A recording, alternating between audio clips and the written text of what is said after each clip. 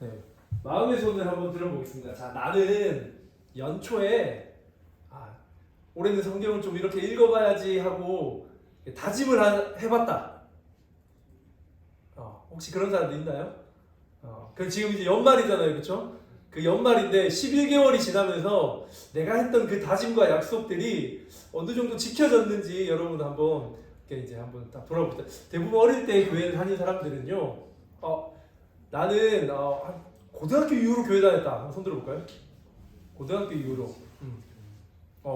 도윤이랑 둘밖에 없네. 그럼 나머지는 다 그 전부터 교회 다녔지. 그러면 이제 대부분 다 그런 마음을 품어요. 이제 연초가 되면 올해는 성경을 그래 몰라 한 번은 이거 일독은 해봐야지라는 마음을 갖고 있는데 사실 근데 이맘때쯤 되면 이미 포기된 상태죠, 그죠? 예, 그래서 우리가 오늘은 좀 성경을 쭉 한번 좀 이렇게 전체적인 맥락에서 한번 살펴보려고요. 우리 파노라마 하면 파노라마 여러분들 사진 찍을 때 파노라마 기능 아시죠? 예, 거의 뭐 이렇게 회전 다 할 수 이렇게 길다랗게 찍히잖아요, 그렇죠? 그런 것처럼 성경을 우리가 전체적으로 이렇게 위에서 이렇게 전체적으로 본다는 마음으로 성경이 어떤 구조를 가지고 있고 또 어떤 내용으로 또 어떤 흐름을 갖고 있는가를 우리가 한번 살펴보겠습니다. 저한테 주어진 시간이 딱 1시간밖에 없어요. 그러면 성경 요거 하나만 다뤄도 1시간이 그냥 지나가기 때문에 급하게 진행될 수도 있으니까 여러분 집중해서 잘 한번 보면 좋겠습니다. 자, 서론 우리 강의 안에 보면 서론이 있는데 자, 서론을 우리 누가 한번 읽어볼까요? 기억이 한번 읽어줄래요? 네. 성경은 66개의 책으로 된 한 권의 책이다. 성경으로서는 예수님을 이 세상의 구주와 주님이라고 묘사한다. 그 성경은 오실 예수, 신약의 사복음서는 오신 예수, 사도행전부터 요한계시록까지는 다시 오실 예수에 대한 기록이다. 네, 우리가 보고 있는 성경의 중심 인물은 바로 예수 그리스도, 예수님입니다. 그 예수님을 중심으로 이 성경이 어떻게 쓰여져 갔는지 또 어떤 내용을 담고 있는지를 우리가 한번 살펴볼 텐데요.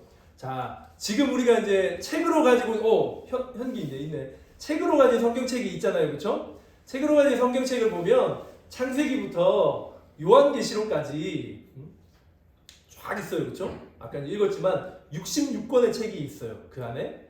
그런데 그 66권 중에 마지막 권인 요한계시록 빼고 65권의 모든 내용은 다 이루어졌습니다. 남은 한 권 요한계시록의 내용들이 이루어지고 있는 거죠. 그래서 우리 성경을 딱 66권 보면 일반적으로 생각하기에는 이게 역사적 순서대로 창세기가 제일 처음이잖아요, 그렇죠? 그러니까 순서대로 쭉 이어져 오는 거구나라고 우리가 생각할 수 있겠지만 대부분 그래요. 대부분 그런데 성경의 몇 권, 중간중간의 권들은 역사의 흐름보다는 주제, 역사의 흐름보다는 어떤 사건을 중심으로 기록된 책들이에요. 제가 이제 그 강의 안에 보면 성경 전체의 줄거리를 전하는 책들 이렇게 해가지고 이제 나와 있는데 그 밑에 한번 보겠습니다. 밑에 보면요, 여기에 나와 있는 책들이요 역사적 기록이에요. 그러면 자 봅시다. 창세기가 제일 처음에 있잖아요. 그 다음 책은 뭐죠? 출애굽기. 그 다음은 레위기. 근데 여기에 레위기 있나요? 없죠. 그럼 레위기는 어디에 들어가 있을까요? 출애굽기의 역사 안에 레위기가 들어있는 거예요. 레위기, 그 다음에 뭐죠? 민수기, 그 다음에 신명기가 나오잖아요. 신명기도 역시 출애굽기와 민수기의 역사 안에 들어가 있다는 거예요. 자, 그렇게 해서 쭉 자, 신약을 한번 넘어봅시다. 신약에 보면 자, 신약의 제일 처음이 뭐죠? 마태복음. 마태, 마가, 누가, 요한의 4개의 복음서는 제가 전해드린 강의 안에 보면 있어요, 그렇죠? 4개의 복음서. 그 다음이 뭐죠? 요한복음 다음에 사도행전. 사도행전도 여기 있어요. 그 다음 사도행전 다음은 뭘까요? 로마서. 그 뒤로 이어지는 성경들은 제가 보여드린 이 강의 안에는 없잖아요, 그렇죠? 그래서 이 모든 건 뭐냐면 사도행전의 역사 안에 로마서부터 요한계시록까지가 다 들어가 있다는 거예요. 그래서 이 제가 여기 나와 있는 16권의 책이 바로 전체 역사를 그려놓은 책들. 그다음에 나머지 것들은 이 역사를 기록한 역사서 안에 다 들어간다라는 거예요. 우리가 그거를 좀 기억을 하면 좋겠고요. 자, 여기 네, 한번 보겠습니다. 성경은요, 40여 명의 사람들이 각자 성경을 다 썼어요. 그렇죠? 그리고 10가지의 기록 수단이 있는데, 이거 뭐냐면 기록 수단이라고 표현되어 있는데, 이게 뭐냐면 어떤 사람은 교훈을 주려고 쓴 책, 어떤 사람은 내가 역사를 기록해야지라고 역사적으로 기록한 책도 있고, 어떤 사람은 어떤 책은 뭐예요? 시편처럼 시집, 이런 다양한 장르들이 성경을 구성하고 있다라는 거죠. 그 다음에 기록된 시간을 보면 1600년, 그리고 성경은 이거는 이제 좀 보면 되고요. 그런 거예요. 예를 들어 민주가 한 살 때 너무 영재여가지고 한글을 썼다라고 생각해 봅시다. 그래가지고 엄마한테 편지를 쓰는 거야. 편지를 쓰고 현기가 나중에 한 100살쯤 되어가지고 앞으로 한 80년 뒤에 편지를 써요.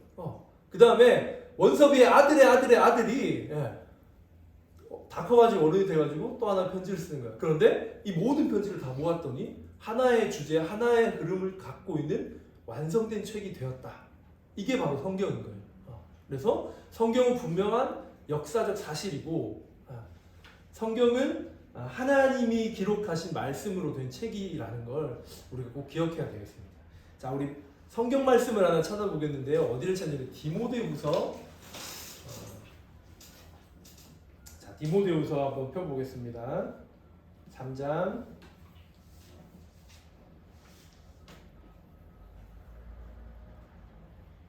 자, 3장 16절 17절 16절 17절 우리 한 목소리로 읽어볼게요. 3장 16절 17절. 자, 디모데후서 3장 16절 17절. 자, 읽어보겠습니다. 시작. 모든 성경은 하나님의 감동으로 된 것으로 교훈과 책망과 바르게 함과 의로 교육하기에 유익하니 이는 하나님의 사람으로 온전하게 하며 모든 선한 일을 행할 능력을 갖추게 하려 함이라. 네, 모든 성경, 물론 여기에 기록된 모든 성경은 신약은 포함되지 않아. 이 당시에 신약이 써져 있지 않았기 때문에 신약은 포함되지 않지만, 지금을 살아가고 있는 우리에게 모든 성경은, 기록된 66권의 모든 성경은 하나님의 감동으로 된 하나님의 말씀이다라는 사실을 여러분이 여러분의 마음에 딱 기반으로 두고 신앙생활을 해가면 절대로 흔들리지 않는 삶을 살아갈 수가 있다라는 걸 우리가 좀 명심하면 좋겠고요. 여러분 혹시 어릴 때 그런 거 이렇게 불러보셨나요? 성경 66권을 다 적어놓은 노래가 있는 거 여러분 아세요? 잘 모르나요? 이 가사 이거 보이죠? 이게 제가 어릴 때 이거 다 부르게 해서 외우게 했거든요. 그래서 어떻게 부르냐면 창세기, 출애굽기, 레위기, 민수기, 신명기, 이거예요. 그러니까 이게 제가 어릴 때부터 우리 엄마가 어릴 때도 이게 지어진 노래. 그래가지고 몇십 년간 계속 불려왔던. 그래서 이거를 외우면 성경에 무슨 책이 있는지를 다 알 수 있는 노래거든요. 그래서 이제 요거는 이제 저 때, 제 세대 때 이제 불렀던 노래고, 요즘은 또 다른 노래가 있어요. 그래서 한번 이게 음악 소리가 나오나요?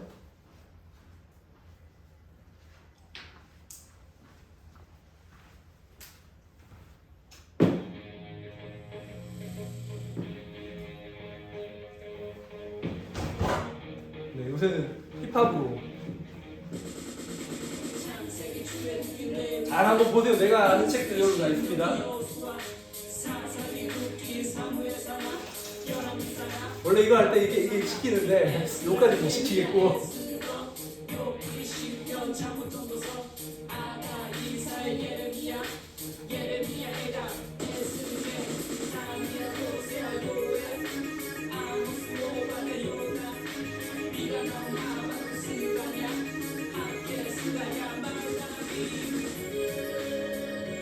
자, 이제 구약 39권이 끝났고요. 말라기까지. 자, 이제 신약이 나옵니다.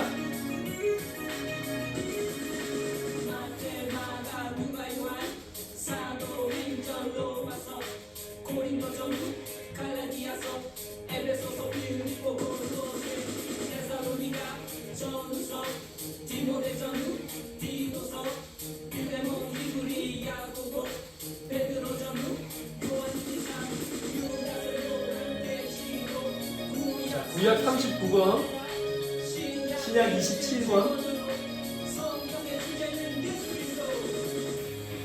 네.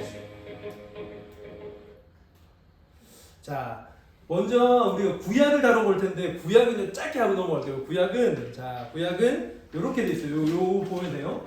자, 구약은 총 39권이에요. 그래서 여러분들 알죠? 39, 27 이렇게 외우는 거죠. 그래서 66권. 그래서 구약은 여러분이 알고 있는 창세기부터 창세기, 출애굽기, 레위기, 민수기, 신명기까지의 5권의 책을 모세오경이라고 부르기도 하고 율법서라고도 부르기도 해요. 그래서 율법서, 역사서에서 총 17권, 그 다음에 가운데 시편, 잠언, 전도서, 아가, 욥기 이렇게 해서 이제 5권, 그 다음에 뒤에 제일 마지막에 있는 선지서 17권에서 17, 5, 17의 구조를 가지고 구약이 이루어져 있습니다. 그래서 요거는 여러분들 보시면 되고요. 이제 우리는 이제 신약으로 좀 넘어올 텐데 그 전에 구약은요 2가지 언어로 기록이 되어 있어요. 무슨 언어냐면 하나는 뭐냐면 히브리어인데 이거는 고대 히브리어여서 지금 현재 히브리 사람들이 이스라엘 사람들이 쓰는 단어 문자와는 좀 다른 고대 히브리어로 구성이 되어 있고요. 그 다음에 아람어 이 2가지로 성경이 구약 성경이 쓰여져 있습니다. 이건 참고하시면 되고요. 우리는 이제 신약을 좀 다뤄볼 텐데요. 신약의 파노라마를 좀 다뤄볼 텐데 첫 번째 중요한 건 뭐냐면 이 신약은 어디서부터 언제까지냐 우리가 좀 선을 그어봐야 될 거예요. 그래서 언제부터냐면 예수님이 이 땅에 오신 때부터 인류가 종말에 이르기까지 요한계시록의 모든 이야기들이 다 이루어질 때까지의 기간을 신약의 기간으로 잡고 있습니다. 자, 신약 성경은 이렇게 구성이 되어 있어요. 여러분 나눠드린 강의 안에도 다 있습니다. 그래서 보면 첫 번째 뭐냐면 복음서가 있어요. 4개의 복음서, 우리가 잘 아는 마태, 마가, 누가, 요한의 복음서가 있고요. 자, 여기 보면 복음서 옆에 보면 뭔가 다른 게 하나 있죠? 이게 뭐예요? 별표 마태, 마가, 누가는 별표가 쳐져 있는데 자, 여기 보면 뭐라고 되어 있어요? 공관복음. 이건 무슨 말이냐면 공통된 관점으로 쓰여진 복음서라는 거예요.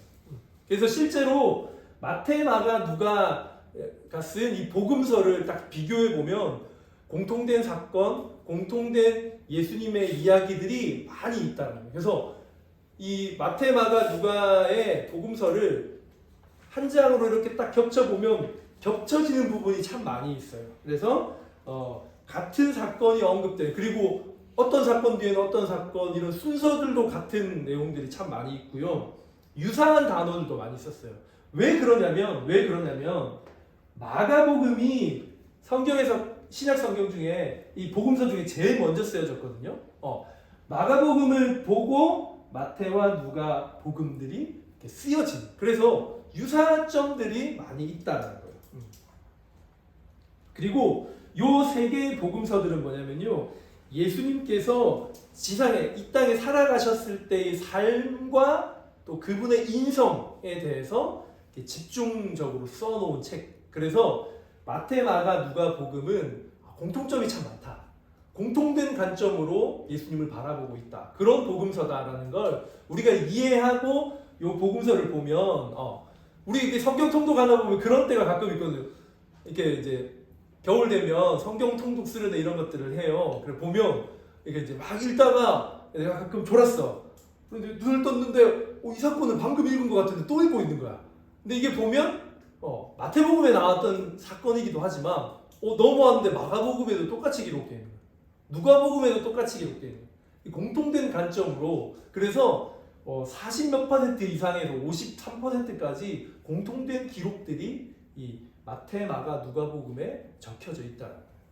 자, 그러면 얘는 요한복음은 요한복음은 마태, 마가, 누가랑은 좀 상반된 다른 조금 있다가 이 4개 복음서들을 조금 더 이렇게 비교해서 볼 텐데요. 좀 다른 관점으로 쓰여져 있다는 거. 자, 그 다음에 아까 얘기했죠. 신약 성경은 이 마태, 마가, 누가, 사도행전의 역사 안에 나머지 성경들이 다 기록되어 있다는 거, 그렇죠? 특별히 사도행전 안에 저 뒤에 있는 모든 성경들이 다 들어간다는 거. 그래서 역사서로는 사도행전이 있고요. 자, 그 다음에 서신서 쪽을 한번 보겠습니다. 서신서는 2가지 종류로 나뉘어요. 하나는 뭐냐면 바울이 쓴 바울 서신. 바울이 총 13권의 성경을 썼거든요. 신약 성경 중에 제일 많이 쓴 사람이에요. 그래서 바울 서신이 있고 저 뒤에 있는 일반 서신. 일반 서신은 저자가 다양해요. 저자 작자 미상도 있어요. 그래서 일반 서신이 있고요. 바울 서신을 한번 살펴보면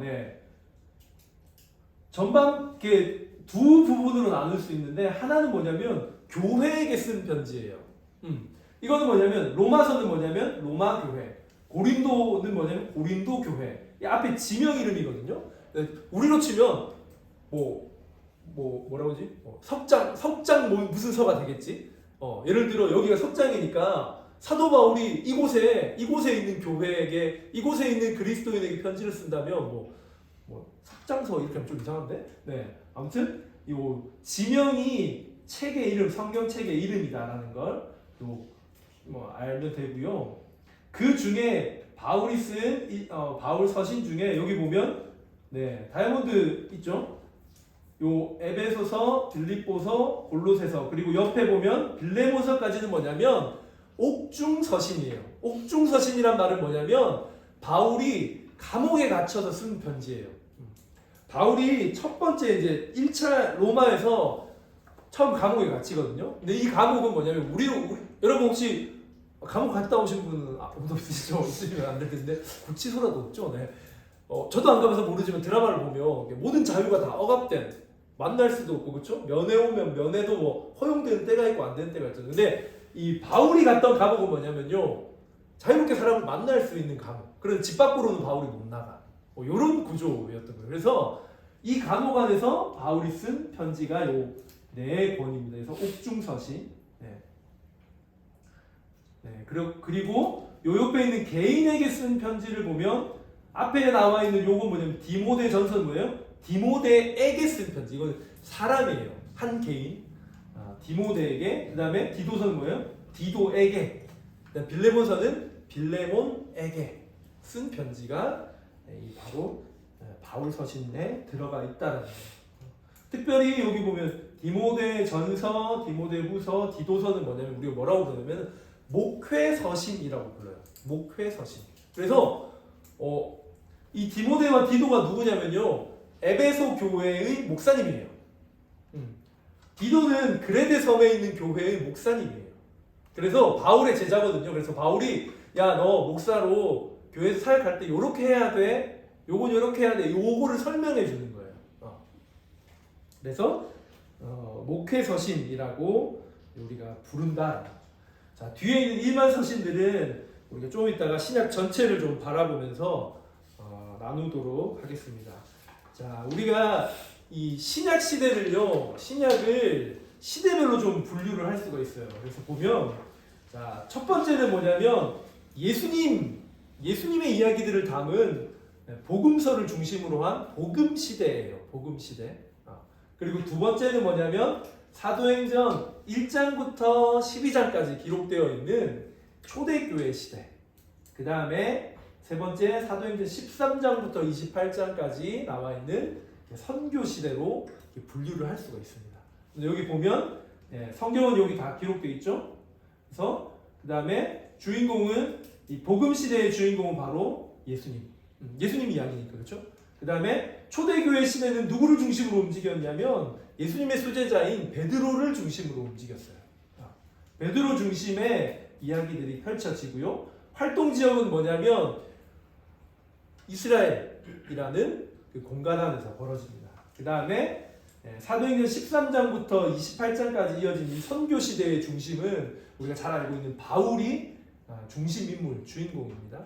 이 바울을 통해서 펼쳐지는 선교의 이야기들이 펼쳐 이야기가 이제 전개가 되는데요. 그래서 활동 지역도 뭐냐면 이스라엘을 넘어서서 로마 제국 전역.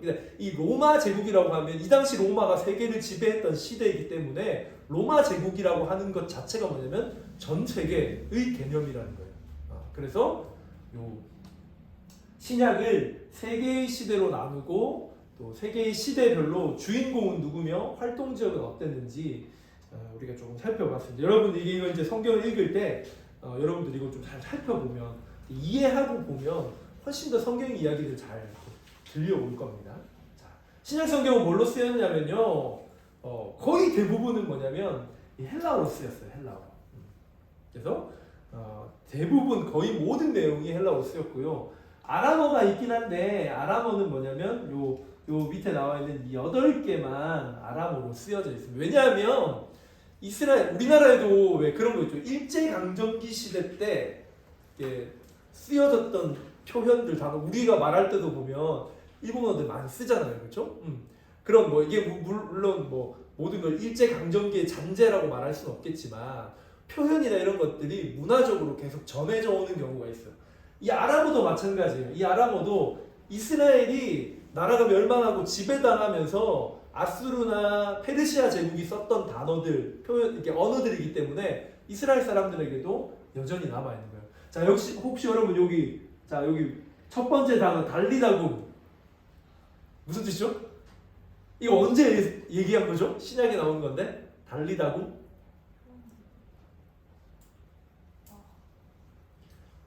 자, 요거는 커피 한 잔으로 가겠습니다. 이게 좀 써야 된다는 거고. 자, 달리다굼 누가 썼을까요? 누가 한 얘기일까요? 예수님. 예수님. 자, 이제 뜻은 민주야. 민주 잠깐 일어나봐. 자, 요게 달리다굼이에요. 일어나라. 소녀야 일어나라 이거예요. 이거 뭐냐면 자, 우리 이거는 말씀 하나 찾아봅시다. 마가복음 5장 한번 펴볼게요.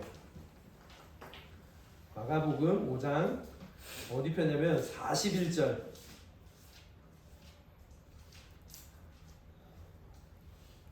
마가복음 5장 41절.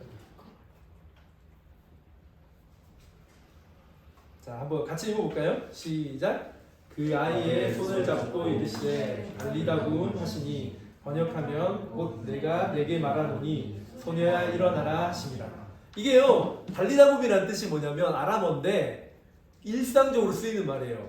여러분들 작년으로 돌아가 봅시다. 고3 때 엄마가 어떻게 해요? 야 일어나! 이게 달리다굼이야.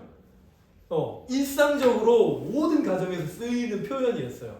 근데 이게 예전 문화에 따라서 그냥 아람어지만 쓰고 있었던 거지. 그래서 예수님이 이 표현을 소녀에게 죽었다라고 이야기하는 소녀에게 말씀하시고 소녀가 일어나는 이제 기적이 일어나죠. 이제 고요. 에바다는 그럼 뭘까요? 에바다 열려라라는 뜻이에요. 열려라. 소경을 예수님이 눈을 띄우시는 것에서 열려라. 네. 그 다음에 뭐 라가 아바는 알죠? 아바는 뭐냐면 아빠라는 뜻이에요. 아빠 아버지 찬양도 있잖아요, 그렇죠? 그래서 이제 아빠라는 뜻이고요. 그 다음에 뭐 뒤에는 요거 엘리 라마 사박단이 뭐죠? 아버지 어찌하여 나를 버리십니까? 그렇지. 나의 하나님 어찌하여 나를 버리십니까? 예수님 십자가에 못 박히실 때 하셨던 말이죠. 자, 그래서 요런 이제 아람어들이 있다는 것 우리가 좀 알아두면 좋겠고, 신약의 저자들이에요. 신약은 요런 사람들이 썼어요. 다양한 직업을 가진 사람들이 다양한 상황에서 쓴 책이 바로 이 신약 성경입니다. 제일 많이 쓴 건 바울이 제일 많이 썼고요. 근데 바울이 제일 많이 썼는데 양으로 보면 누가가 제일 많아요. 누가복음과 사도행전을 썼기 때문에 이게 양이 많거든요. 그래서 요런 이제 신약의 저자들이 있고요. 특별히 여기 있는 누가는요, 유일한 이방인 저자예요. 이방인이에요. 이방인이지만 성경을 쓴 사람이 바로 누가입니다. 그래서 여러분 강의 안에 보면 성경 저자들이 다 이렇게 쓰여져 있습니다. 그래서 여러분들이 한번 참고하시면 좋겠습니다. 자, 신약 시대를 이렇게 구분한다고 했는데 우리가 볼 게 뭐냐면 첫 번째 복음 시대예요. 자, 복음 무슨 뜻이죠? 복음. 우리 복음이라는 단어 너무 많이 듣잖아요. CC에서 특별히 더 많이 듣는 것 같은데. 여러분 전도하고 계시죠? 그쵸? 아, 이거 하셔야 수료되는 거 아시죠? 네, 4명. 자, 복음이 무슨 뜻이죠? 복을 알리는 거야? 복을 알리는 말. 새로운 소식. 새로운 소식은 아니다. 복음이란 뭘까? 이거 한 번에 다 나오냐고요? 아, 이런. 군요. 네, 복음 뭐냐면 굿 뉴스, 기쁜 소식, 좋은 소식. 그래서 요거는 헬라어인데 유앙겔리온이라는 뜻이거든요. 이거 몰라도 돼요. 이제 성경에서 결국 이 예수님 이야기 복음 시대가 제일 먼저 이제 시작이 되잖아요. 그렇죠? 그래서 하나님 나라의 복음 그리고 예수 그리스도의 복음을 중심으로 이 복음 시대 이야기가 진행이 됩니다. 보면 성경에 복음이라는 단어를 쳐보면 요렇게 검색이 돼요. 그래서 하나님의 복음, 예수 그리스도의 복음, 아들의 복음, 하나님 나라의 복음, 은혜의 복음, 다양한 표현들이 이제 쓰여져 있다는. 근데 이 모든 걸 다 종합해 보면 결국 뭐냐면, 복음은 한마디로 예수 그리스도. 복음이 뭐야?라고 물어보면요, 복음이 뭐냐면 예수 그리스도 그분이 탄생하시고, 그다음에 십자가에 살아가시고 십자가에 못 박혀 죽으시고 부활하시고 승천하신 모든 것이 다 복음이에요. 그리고 더 나아가서 그 복음 대신 예수 그리스도를 우리의 마음에 구주와 하나님으로 모시고 있는 모든 사람이 복음 그 자체로 우리가 살아갈 수 있다는 거예요. 자, 이제 이 복음인 예수 그리스도를 기록한 4가지 책에 한번 비교를 보겠습니다. 자, 보이시죠? 잘 보이죠? 마태복음은요, 우리 거기 보면 이제 예수님을 본 4가지 관점들이 되는데, 마태는요, 예수님을 어떻게 바라봤냐면 왕으로 봤어. 왕인데 어떤 왕이냐면 역사에 기록한 왕. 그래서 마태복음 1장에 뭐가 나오냐면 낳고가 나오는 거예요. 계속 나오고, 이게 뭐야? 족보가 제일 먼저 나오거든요. 그래서 어떻게 시작하냐면 마태는 이 족보에 기록된 약속하신 왕이 바로 이분이야. 예수님이야. 이 예수님이 약속하신 왕으로 우리에게 오신 거야. 그래서 마태는 예수님을 왕으로 보고 있다. 그래서 1장의 족보가 돼. 왜냐하면 마태복음은 누구를 대상으로 쓰여졌냐면 유대인을 대상으로 쓰여졌거든요. 유대인은 뭐 하냐면요, 다윗의 자손으로 우리에게 오실 왕이 있어. 그 사람만 기다리고 있는 거예요. 마태가 그게 바로 예수님이야 라고 설명하기 위해서 마태복음을 쓴 겁니다. 그래서 메시아고 다윗의 후손으로 예수님이 오셨다라는 거죠. 그래서 마태복음 27장으로 넘어가면 무슨 내용이 나오냐면요, 예수님이 신문 받으시는 장면이 나오는데 거기서 뭐라고 그러냐면 네가 유대인의 왕이냐라고 물어봐요. 빌라도가. 그 뭐라고 예수님이 그렇다, 네 말대로다라고 얘기하거든요. 그래가지고 그 말을 듣고 유대인들 제사장들이 막 못 박잖아. 완전 난리를 치게 되는. 그래서 이제 유대인의 왕으로 예수님이 오셨다. 그래서 이 우리가 CCC 강의 들을 때도 나온 말이죠. 지상명령. 왕이신 예수님께서 우리에게 주신 것. 그래서 우리는 이 어떤 명령보다 더 중요한 명령이 바로 이 지상명령이다라는 것. 그래서 이제 마태는 예수님을 왕으로 보고 있구나. 그럼 마가는 어떻게 보고 있냐면 예수님을 종으로 보고 있는 거예요. 종으로. 그래서 마가복음에 전체적으로 드러난 어떤 예수님의 모습은 섬김, 희생, 이런 것들이에요. 왜 그러냐면 마가복음의 독자는 누구냐면 로마인이거든요. 로마인은 어떤 사람이냐면 로마 황제 네로가 신이야. 네로만 바라보고 있는 사람들을 대상으로 쓰여져. 근데 니네가 섬기고 있는 로마 황제는 자기 힘을 과시하고 굴림하고 지배하는 사람인데 내가 지금부터 소개할 예수님이란 분은 어떤 분이냐면 우리를 섬기러 오신 분이야. 자, 우리 말씀 하나 찾아보겠습니다. 마가복음 10장 45절. 이 마가복음의 주제 말씀인데요. 마가복음 10장 45절.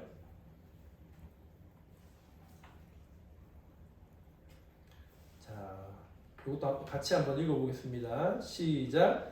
인자가 온 것은 섬김을 받으려 함이 아니라 도리어 섬기려 하고 자기 목숨을 많은 사람의 대속물로 주려 함이니라. 이게 예수님이 이 땅에 오신 이유. 그렇게 오신 예수님을 마가가 이렇게 표현하고 소개하고 있다는 거예요. 자, 그 다음에 세 번째 복음서인 누가복음. 누가복음은 예수님을 뭐라고 표현하냐면 인자. 그러니까 인자란 뜻은 뭐냐면 son of man이거든요. 그러니까 사람의 아들인 거예요, 그냥. 사람의 아들 이렇게 표현하고 있어요. 의도적으로 예수님을 지칭하면서 인자라는 표현을 계속해서 쓰고 있다는 거예요. 예수님 자신도 예수님을 향해서 인자라고 표현을 해요. 그래서 우리가 이 누가복음은 의도한 독자가 누구면 헬라인이었기 때문에 예수님에 대해서 헬라인 어떤 사람들은 이성적으로 모든 것을 판단해야 돼요. 설명하려면 예수님에 대해 설명하기 위해서 이 사람의 아들로 예수님을 이제 소개하고 있다는 거죠. 자, 그다음 마지막 요한복음. 요한복음은 관점이 좀 달라요. 아까 여기 세 개는 뭐라고요? 무슨 복음서? 공관복음이라고 했잖아요. 요한복음은 좀 달라요. 요한은 예수님을 뭐라고 어떻게 보고 있냐면 하나님으로 보고 있는 거예요. 하나님으로 보고 있는 거예요. 그래서 전혀 다른 관점. 그래서 요한복음에서만 독자적으로 나오는 표현과 사건이 93%예요. 그러니까 거의 대부분이 요한복음에만 있는 거예요. 다른 마태, 마가, 누가에는 없어요. 공통적으로 나오는 게 뭐냐면 예수님의 십자가 고난 죽으심, 그리고 또 하나 뭐냐면 오병이어 사건 외에는 다른 복음서에 있는 내용들은 여기 있지 않습니다. 자, 그래서 뭐가 있냐면요, 7가지 표적이 나오거든요. 이거 한번 보겠습니다. 7가지 예수님이 하신 표적이 있는데, 자, 물을 포도주로 만들면 기억나시죠, 그렇죠? 아시겠죠 이제? 그 다음에 이 물을 포도주로 바꾼 사건은 뭐냐면요, 물질을 변화시키는 분, 하나님의 능력 얘기하는 거예요. 그 다음에 왕의 신하의 아들을 고치신 장면인데, 이건 뭐냐면 예수님이 어떻게 고치시냐면요, 말로 고치세요. 그냥 아들은 저 멀리 다른 지역에 있는데 예수님이 네 아들 나왔어, 가, 나은 거예요. 그래서 거리를 초월하시는, 공간을 초월하시는 분을 표현하고 있는 거예요. 그 다음에 38년 된 병자를 고치셨다. 이건 뭐냐면 모든 사람들이 포기한 불치병마저도 예수님의 능력으로는 모든 것이 가능하다라는 걸 이야기하고 있고요. 그 다음에 오병이어는 여러분 알죠? 물질의 양조차 예수님의 능력 앞에서는 모든 것이 가능하다. 그래서 쭉 마지막에 나사로 죽음마저 생명으로 바꾸시는 분이 예수님이시다. 그래서 7가지 이적은 뭐냐면, 요한이 이거 내가 왜 썼냐면 예수님이 바로 하나님이시여, 예수님은 하나님이시다라는 걸 증명하기, 표현하기 위해서 이 7가지 사건을 쓴 거예요. 자, 그 다음에 요한복음에 나오는 독특한 게 하나가 있는데, 이게 뭐냐면 예수님이 뭐라고 표현하시면 나는이라고 자기소개를 하세요. 7가지 I am이라는 건데, 이 자체가 뭐냐면 내가 바로 하나님이야 라는 걸 선포하시는 믿음의 선포, 하나님이심을 선포하는 것들이 요한복음에만 독특하게 나와 있다는 거예요. 그래서 여러분 혹시 그 노란 책 새생활의 시작 배우셨죠? 자, 혹시 아직 안 배우신 분은요, 엄마 순자님, 아빠 순자님한테 달려가세요. 지금 뭐 하시냐고, 지금 11월이 다 됐는데. 그래서 그거 배우셔야 돼요. 새생활의 시작 배우셔야 됩니다. 최근에 뭐 2학기에 들어오는 이런 분들은 아직 다 못 배우실 수도 있는데, 거기에 보면 1관을 마치고 나면 성장을 위한 제안에 뭐가 나오냐면요, 바로 요한복음을 읽으십시오. 요한복음 1장에서 3장까지 읽으세요. 왜 요한복음 읽으라고 하냐면요, 예수님이 바로 하나님이셔를 나타내고 있기 때문에 다른 복음서보다 요한복음 읽으라고 하는 거예요. 자, 이렇게 이제 요한복음에 대한 독특한 점들을 좀 잠깐 나눴고요. 자, 사복음서는 이렇게 대중은 요거는 여러분 강의 안에 다 되어 있습니다. 그래서 네, 그거는 여러분 살펴보시면 될 것 같고요. 자, 요것만 한번 좀 다루겠습니다. 예수님의 부활인데요. 예수님이 부활하셨다, 죽음을 이기시고 부활하셨다라는 게 뭐냐면 그냥 2000년 전에 일어났던 어떤 사건 그랬대. 그냥 예수님이란 분이 부활하셨대로 끝나는 것이 아니라 지금을 살아가고 있는 우리에게도 여전히 직접적인 관계가 있는 연관 있는 사건이다라는 걸 우리가 좀 기억하면 좋겠습니다. 그래서 거기에 보면 인간 스스로 해결할 수 없는 4가지 딜레마를 예수님이 부활을 통해서 해결하셨다라는 거. 첫 번째는 뭐냐면 죄인데요. 이 죄를 예수님 결국 어떻게 해결하셨어요? 인간 스스로 이 죄의 문제를 절대로 해결할 수 없습니다. 어떻게 하셨냐면 이 죄의 문제를 해결하시면서 우리를 거기 한번 죄 밑에다가요 화살표 해가지고 그렇게 써봅시다. 의롭다 함. 죄인인 우리를 예수님의 십자가 부활로 우리를 의롭다고 해주셨어요. 우리를 의인이라고 해주셨다는 거죠. 자, 그 다음에 두 번째, 이 죽음의 문제도 우리가 어떻게 할 수 없는 문제인데 이 죽음의 문제를 예수님은 부활하심을 통해서 영생으로 바꾸어 주셨다는 거예요. 그래서 그 죽음 밑에도 또 한번 사망 밑에도 한번 써봅시다. 영생. 그래서 우리에게 영원한 생명을 주셨다는 거. 우리가 좀 기억하면 좋겠습니다. 자, 그 다음에 세 번째 저주인데 거기도 밑에 한번 화살표 해가지고 이 저주를 바꾸셔서 축복으로 우리에게 주셨다는 거예요. 우리는 죄의 저주 아래 살아가는 사람들인데 이 죄의 저주를 끊으시고 축복을 우리에게 허락하셨다. 그리고 네 번째 허무. 모든 사람이 예수님 없이는 허무함을 느낄 수밖에 없는데 이 허무를 예수님이 어떻게 바꾸셨냐면 목적으로 바꾸셨어요. 그래서 여러분 혹시 이거 기억이 나실려나 모르겠네요. 새생활의 시작 제일 처음에 보면 예수님을 통해서 우리가 얻게 되는 참된 만족, 삶의 목적에 대해서 거기 기록하고 있거든요. 그래서 여러분들이 대학생활을 통해서 CC 활동, 예를 들어 이제 더 나아가서 순장의 삶을 통해서 인생의 진정한 목적이 어디에 있는가를 발견하는 것. 그게 무엇보다 중요한 거예요. 근데 그것을 예수님이 십자가 부활을 통해서 우리에게 허락하셨다는 거예요. 자, 그렇게 우리가 사복음서를 우리가 쭉 이렇게 다룰 수가 있겠고요. 제일 중요한 건 물론 여러분들 제일 중요한 건 뭐냐면 이 성경을 계속 읽어야 돼요. 읽으셔야 돼요.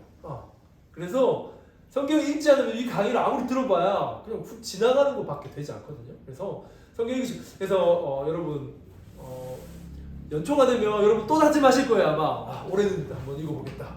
내가 내년에 순장인데 성경을 한번 읽어봐야지라는 마음을 또 품으실 수 있는데 내년까지 기다리지 마시고요. 지금부터 성경을 좀 계속 읽어 가셔야 됩니다. 그렇죠? 자, 잠깐 시험하는 타임으로 요거 한번 보겠습니다. 예수님의 12제자 여러분 아시죠? 자, 누가 있죠?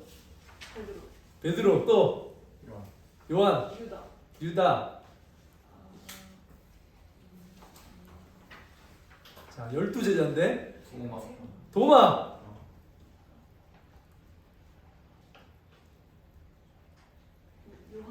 자, 나머지 8명이 있답니다. 자, 그래서 요거를 한번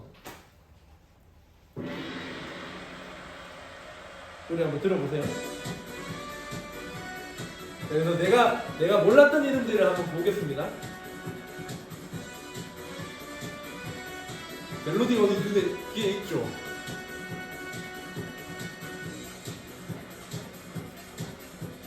베드로와 안드레 야고보 요한 빌립과 바돌로메 도마와 마태 알페오의 아들 야고보와 시몬과 타데오와 가룟 유다라 갈릴리의 베드로 본명의 시몬 주님을 3번 부인해 안드레는 그 동생 여기 와보라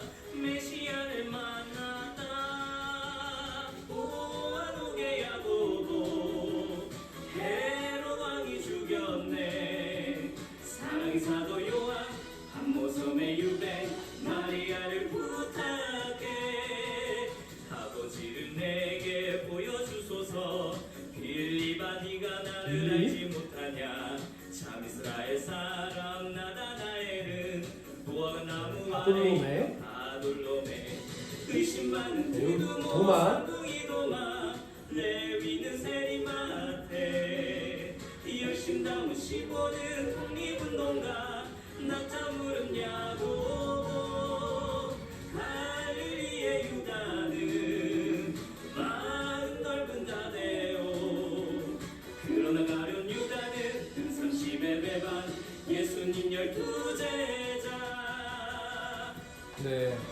그 뒤에는 또 반복이에요. 자, 그래서 이제 예수님 12제자를 받고 신약은 이렇게 12개의 시대로 나누어집니다. 이거는 참고만 하시고요.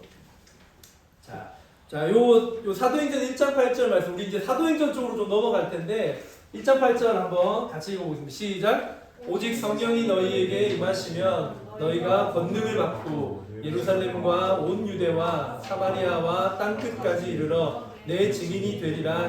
자, 요거 오늘 암송 말씀이거든요. 자, 그래서 자, 여기에 보면 지역이 나와요. 예루살렘과 온 유대, 사마리아와 땅끝. 이게 사도행전 안에 그대로 나타납니다. 보면 예루살렘을 중심으로 이루어졌던 예수님의 제자들과 예수님을 믿었던 사람들의 이야기가 그리고 이 사람들을 통해서 예수님의 이야기가 점점 더 유대와 사마리아와 다른 지역으로 이제 퍼져나가는 이야기가 바로 이 사도행전입니다. 그래서 사도행전의 구조를 제가 강의 안에 넣어놨는데 그걸 한번 살펴보면 좋겠고요. 자, 이제 요 마무리 단계로 신약 성경 전체의 구조들을 한번 살펴보겠습니다. 네. 자, 여기 안에 우리가 알고 있는 신약 성경이 다 들어갑니다. 자, 첫 번째 칸에 뭐가 들어갈까요? 네, 여기는 4개의 복음서가 들어갑니다. 마태, 마가, 누가, 요한 이렇게 해서 4개의 복음서가 다 들어갑니다.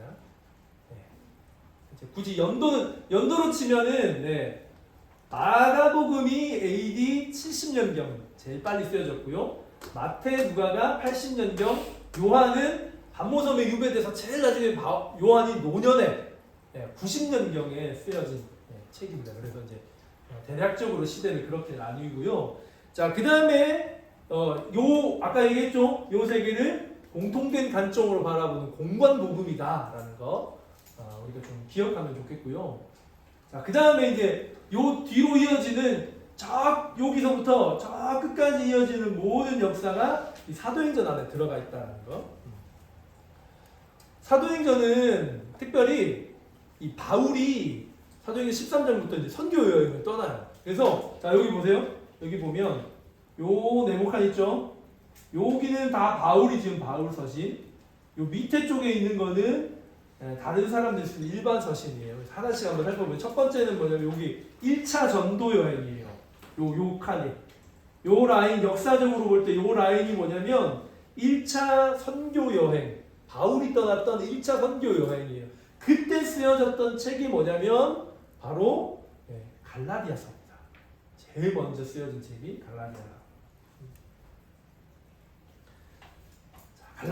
갈라디아 지역에 있는 교회와 사람들에게 쓴 편지죠. 그것과 동시에 비슷한 시기에 쓰여졌던 책이 뭐냐면 야고보서. 이 야고보서는 야고보가 쓴 편지겠죠. 근데 이 야고보는 우리가 잘 알고 있는 예수님의 12제자 야고보가 아닙니다. 예수님의 형제 야고보예요.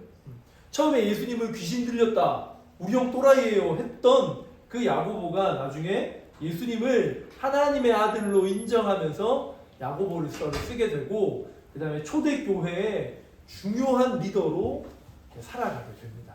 야고보가. 이게 1차 전도여행 시기, 사도행전 13장에 기록되어 있는 1차 전도여행을 중심으로 쓰여진 갈라디아서, 그 다음에 이제 야고보서.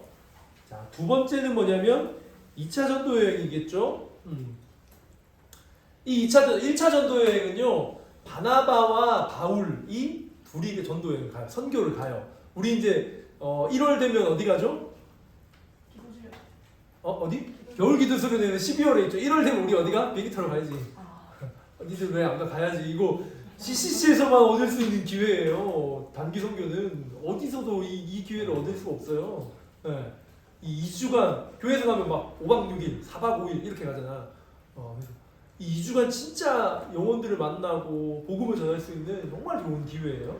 이제 2차 전도 여행 가는데 이때 쓰여진 책이 뭐냐면 데살로니가, 제가 이제 약자로만 써놨어요. 칸이 작아서 데살로니가 전서, 데살로니가 후서를 이때 이제 이게 쓰여졌습니다. 특별히 데살로니가 전 후서는요,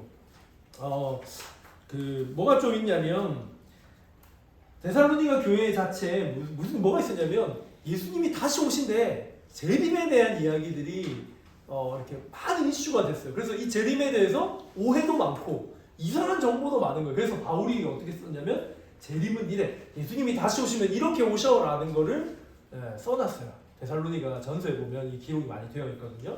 이제 그런 특징이 하나 있다는 거. 자, 그리고 이제 3차 전도 여행 때 뭐가 쓰여졌냐면 고린도 전서, 고린도 후서. 자, 고린도 전서 하면 여러분 뭐 생각나세요? 사랑은 오래 참고, 그쵸? 고린도전서 13장이 뭐예요? 사랑장이잖아요. 고린도전서 13장. 그래서 사랑은. 그 제일 마지막 뭐예요? 믿음, 소망, 사랑. 제일은 사랑이라. 이렇게 해서 딱 끝나잖아요, 그렇죠? 그래서 이제 이 고린도 전서, 후서, 그리고 3차 전도 여행 때 먹었으니 로마서. 많은 역사적으로 정말 많은 사람들이 로마서를 읽고 회심하고 주님께로 돌아온 이 로마서. 많은 사람들이 그리스도께로 인도하게 했던 로마서. 그래서 바울 신학의 정수가 담겨 있는 책이 로마서거든요. 그래서 여러분 대학생활 때 로마서는 정말 좀 여러분 읽어보셔야 돼요. 하나님 어떤 분이신지, 하나님의 의가, 복음이 어떻게 드러나는지가 그대로 남아있어요. 그래서 많은 그 기독교 위인들, 중요한 인물들도 로마서 읽고 주님 앞에 다시 돌아오고 그 삶을 돌이킨 책이 바로 로마서거든요. 그래서 이제 로마 교회 편. 바울이 대부분 많은 교회들은 다 지나간 교회예요. 가서 사역해가지고 교회 개척하고 순모임하고 이랬던 거예요. 근데 이 로마서는 로마 교회 한 번도 가보지 못한 채 쓴 거예요. 그냥. 바울이 방문하지 않은 교회, 방문하지 않았지만 쓴 교회가 이 로마서, 로마 교회입니다. 자, 그리고 여기가 뭐냐면 이제 바울이 이제 옥에 갇혀요. 아까 얘기했잖아요. 옥중서신, 옥에 갇혀서 쓴 책들인데 에베소서. 요건 이제 순서대로 그냥 나옵니다. 에베소서, 골로새서, 빌립보서, 빌레몬서까지 4개의 옥중서신을 바울이 이때 이제 쓰게 됩니다. 감옥에, 로마 감옥에 가택연금 당했을 때 쓰게 되었습니다. 이 에베소서는 특별히 하나님이 이 땅에 세우신 교회를 통해서 하나님이 어떻게 만물을 이루어 가시고 하나 되게 하실지를 써놓은 이렇게 교회론의 많은 부분들이 이 에베소서에서 나옵니다. 그래서 그다음에 이제 골로새서, 빌립보서의 주제는 기뻐하라. 바울이 뭐냐고 하면 기뻐해. 또 말할게 기뻐해. 그러니까 기뻐해. 계속 기뻐해. 근데 생각해보세요. 바울이요. 이때 뭔 상태예요 지금? 감옥에서 자유 없이 살아가고 있는 상황인데 빌립보 교회 성도들한테 야 너네 기뻐해야 돼. 기뻐해야 돼. 계속 이 얘기를 하는 거죠. 그래서 빌립보서의 주제. 빌레몬서는 뭐냐면 개인에게 쓴 거예요. 빌레몬. 골로새 교회의 중요한 이제 역할을 감당했던 빌레몬에게 쓰는 책인데 요거는 빌레몬서 여러분 한번 읽어보세요. 한 장짜리입니다. 쉽게 도전할 수 있는 책. 그래서 빌레몬서 이렇게 이제 쓰여졌다는 거. 그 다음에 바울이 다시 이제 옥에서 풀려나요. 석방이 돼요. 석방되고 나서 이제 쓴 책이 뭐냐면 디모데 전서. 그 다음에 디도서. 이거 뭐라고 했죠? 목회서신. 야 너네 교회에서 사역하려면 이렇게 해야 돼. 그리고 저는 이 목회서신 디모데 전서, 후서, 디도서를요 우리 순장들이 이렇게 잘 읽어보면 좋겠어요. 순장으로 살아갈 때는 이렇게 살아가야 돼. 이 모습이어야 돼가 잘 나와 있다고 생각이 들어요. 그래서 이제 석방돼서 디모데 전서, 디도서를 쓰게 되고요. 그리고 뭐 어떻게 되냐면요, 요 밑에 이제 일반 서신인데 베드로전서, 베드로후서예요. 초대교회 지도자 중에 한 명이었던 예수님의 수제자였던 이 베드로가 베드로 전서 후서를 쓰는데 이 주제는 뭐냐면요, 위로예요. 위로. 왜 이 썼냐면요, 로마 황제 네로가 기독교인은 그냥 잡아서 다 죽이는 거야. 잡혀 기독교인이야? 죽여. 그래서 엄청난 박해가 이루어지고 있는 이 상황에서 그리스도인들이 어떻게 했냐면 결국에는 땅굴을 파서 지하로 들어가게 돼요. 그걸 카타콤이라고 그러거든요. 지하 10몇 층까지 땅을 파가지고 거기서 햇볕을 못 본 채 그냥 그렇게 믿음을 유지하려고, 믿음을 이렇게 가지려고 살아가는 그런 시대에 초대교회의 지도자였던 베드로가 많은 그리스도인들에게 소망을 이야기하면서 위로하고 격려하는 글이 이 베드로 전서 후서입니다. 그리고 바울이 또 갇혀요. 감옥에 또 갇혀가지고 이제 바울이 쓴 바울 서신의 마지막 책 디모데 후서를 쓰는 거예요. 이때 바울은 딱 디모데 후서 여러분 읽어보면 진짜 이제 바울이 얼마나 남지 않았구나가 이렇게 느껴져요. 자신의 마지막을 준비하는 이 모습들이 나오거든요.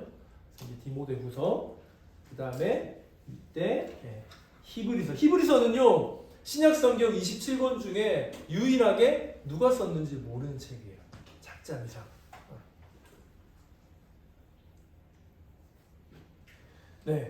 그래서 이 히브리서가 있고 그 다음에 유다서가 있습니다. 그리고 마지막에 이제 교회가 확장되는 시기 AD 90년 이후에 이제 교회가 전 세계로 복음이 이제 흘러가는 이때 쓰여진 게 이제 요한 1서, 2서, 3서, 그다음에 요한 계시록까지 성경이 이렇게 쓰여진 이런 이제 구조를 가지고 있다라는 거. 이 사도 요한이 쓴 보세요. 요한 복음과 요한 1, 2, 3서, 요한 계시록 있잖아요.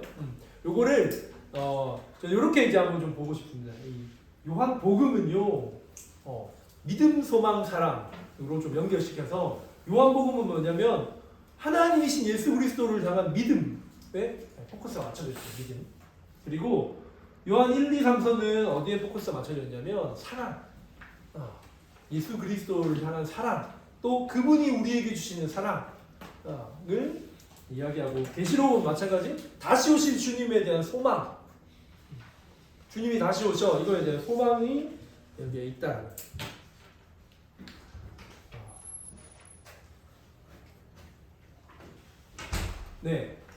이렇게 우리가 성경 특별히 이제 신약의 27권을 쭉 한번 이렇게 살펴봤어요. 그래서 여러분들이 성경을요 읽기에 신약부터 접근하는 게 좀 괜찮다고 생각해요.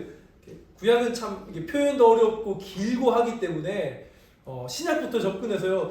여러분에게 좀 도전하고 싶은 건 뭐냐면 이 대학생활이 끝나기 전에 진짜 내가 성경을 처음부터 끝까지 전 내용을 다 읽어보겠다라는 마음. 우리 이렇게 표현 일독한다라고 이제 표현하는데 그것들이 좀 우리한테 있었으면 좋겠어요. 제가 중학생 때, 중3 때 저희 교회 전도사님이 너 성경 일독하면 이제 저희 집 좀 가난해가지고 그때 뭐가 유행했냐면 파트너 성경이 유행했어요. 성경을 12권으로 나눈 거야. 너무 간지가 나는 거야. 이렇게 들고 다니는데 읽지도 않을 건데 간지가 나는 거지. 그래서 그걸 받으려고 성경을 다 읽었어요. 읽고 그걸 받아냈어요. 물론 이제 그 책은 저희 어머니가 잘 보셨습니다. 제가 본 게 아니라. 근데 그때 내가 성경을 한번 전체를 다 읽고 나니까 그 뒤로는요 성경을 한 번 다 읽는 게 계속 이어지는 거야 삶에서. 이거는 내가 내 신앙 안에서 죽을 때까지 붙잡아야 될 거라는 생각이에요 지금. 여러분들 우리 예비 순자님들도 성경 순장의 권위 어디서 나오냐면요 성경에서 나와요. 순장의 권위는 수많은 사역의 경험과 내가 지금까지 교회를 오래 다녔고 수많은 봉사를 했고 해서 나오는 게 아니라요. 순장의 권위는, 순장의 능력은 어디에서 나오냐면 성경에서 나옵니다. 그래서 여러분들 무엇보다 이 성경 안에서 여러분의 믿음이 잘 세워져 갔으면 좋겠어요. 그래서 순장은 무엇보다 누구보다 성경을 사랑하는 사람, 성경을 읽고 묵상하기를 즐거워하는 사람으로 우리가 여러분들이 좀 이 시기들을 보내면 좋겠어요. 그래서 청년회 때 청년이 할 수 있는, 청년이 얻을 수 있는 많은 것들, 그걸 성경에서 여러분들이 좀 얻어가면 좋겠습니다. 너무 뻔한 내용인데요. 성경을 읽어야 하나님이 어떤 분이신지를 알 수가 있어요. 성경을 통하지 않고 우리는 하나님이 어떤 분이신지를 절대로 알 수 없습니다. 그리고 이거 제가 진짜 좋아하는 내용인데요. 이게 이게 피포유에도 나오고요. 그 다음에 새생활의 시작에도 나오는 내용인데, 이거 뭐냐면 그분이 원하시는 삶, 그 삶을 살아갈 수가 있어요. 우리 영적 기도문에도 나와요. 무슨 내용이 나오냐면 하나님이 원하시는 사람이 되게 해달라고 하는 기도가 나오거든요. 내가 하나님이 원하시는 사람이 되게 해주십시오라는 기도가 나오는데, 제가 CCC 들어와가지고 딱 하나 모든 것들이 여기에 연결돼요. 내가 배우는 거, 내가 들었던 거, 경험했던 모든 것들이 하나님이 원하시는 삶 사는 것에 있구나. 근데 그거를 알려면 성경을 읽는 것 말고는 어디에서도 알 수 없다라는 결론에 도달했어요.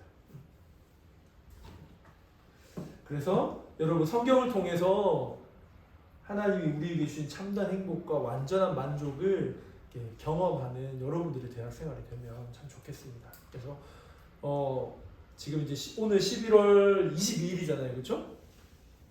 그러면 올 한 해가 끝나려면 적어도 30여일, 40일까지는 아니고, 그렇죠? 30여일의 시간이 남아 있어요. 물론 우리에게 월드컵도 있고 너무 이렇게 기말고사도 있고 우리의 관심을 빼앗아가는 많은 것들이 있겠지만, 그 30여일, 40여일 남은 시간 동안 내가 하나님의 말씀 앞에서는 어떻게 내가 바로 설 수 있을까 좀 한번 고민해 보시고요. 그 고민이 우리의 삶으로 좀 이어져 나왔습니다. 그래서 예비 순장님들의 예비 순장님들이 가지고 있는 유일한 그 어떤 뭐라고 되죠?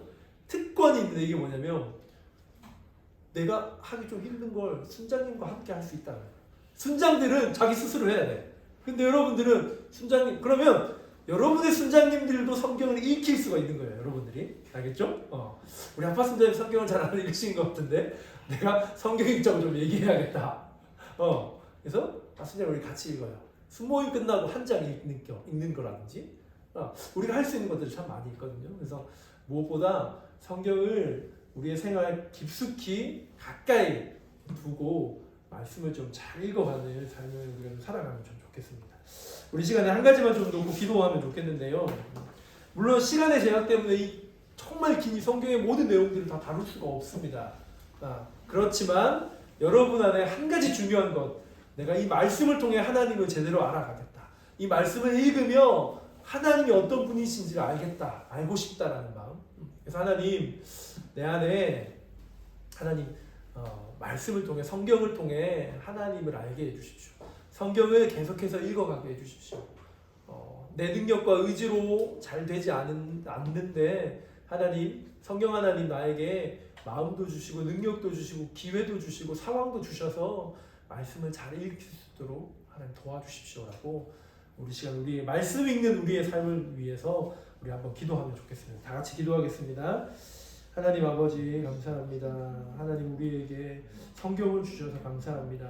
하나님의 말씀을 우리에게 주셔서 하나님이 어떤 분이신지를 알려주시고 그 하나님을 계속해서 알 수 있는 우리의 삶을 허락해 주셔서 감사합니다. 그런데 성경이 우리에게 그저 하나님 예배 시간에 펼쳐지는 어떤 형식에 불과하고 우리의 생활에 너무나도 멀어져 버린 것 같습니다. 하나님, 성경을 통해서만 하나님을 알 수 있는데 우리가 하나님 더 아는 삶을 살아가게 해주십시오. 하나님, 날마다 성경을 가까이 하며 말씀을 묵상하는 삶을 살아가서 하나님을 알고 하나님을 제대로 믿을 수 있는 우리가 되게 해주십시오. 우리 예비 순자님들 기억해 주시고 그 삶으로 우리 예비 순자님들 한 사람 한 사람을 초대하여 주십시오. 사랑하는 하나님 아버지, 성경 말씀을 우리에게 주셔서 하나님을 알게 해주시니 감사합니다. 그러나 우리의 삶은 다른 바쁜 것들, 또 더 중요하다고 여겨지는 것들 때문에 성경을 등한시하고 때로는 저 멀리 두어버리는 우리의 삶이었습니다. 성경 말씀 읽는 것이 우리에겐 참 힘든 일이 되기도 합니다. 하나님, 그러나 하나님을 알고 하나님을 사랑하는 마음으로 이 성경을 계속해서 읽어가게 해주시고 성경을 통해서 자신을 나타내시는 그 하나님을 제대로 아는 우리 모든 예비순장님들 되게 해주십시오. 그래서 말씀을 통해 나타나는 능력과 말씀을 통해서 나타나는 놀라운 삶의 기적들을 마음껏 경험하는 우리 예비순장님들 되도록 인도해 주시고, 하나님 그 말씀을 통해 굳건한 믿음의 반석 위에 바로 서서 절대로 어떤 일이 있더라도 흔들리지 않는 우리 예비순장님들 되게 해 주십시오. 지금부터 우리의 삶에서 말씀을 읽는 것들이 계속되는 놀라운 삶의 시작이 되게 해 주십시오. 감사드리며 예수님 이름으로 기도합니다. 아멘. 네.